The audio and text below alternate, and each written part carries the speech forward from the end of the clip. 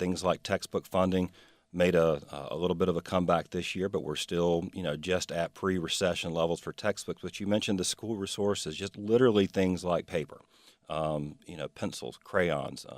And our teachers, who are already, some of the lowest paid in the country, are basically expected to fill in the gap themselves, and they do. You can do this is a time of year with school starting back. You'll see stories. There was one out of Asheville last week. There was one out of Winston-Salem, and it talks to teachers. Oh yeah, I spent $200, $300, $400, $500, $1,000 out of my own pocket.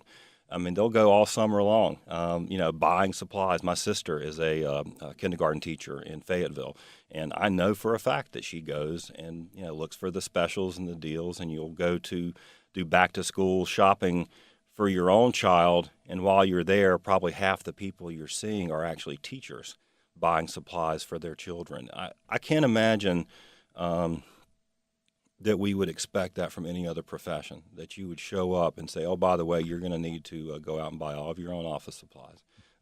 You're going to have to hold, yard sales and, set up GoFundMe sites just so you can have the basic things to teach your kids. And we don't have enough textbooks. I mean, it's just, those are the kind of things, those are kind of the daily grind that I think that the public, unless you have a child in school today or you have a teacher in your family, the public doesn't see that.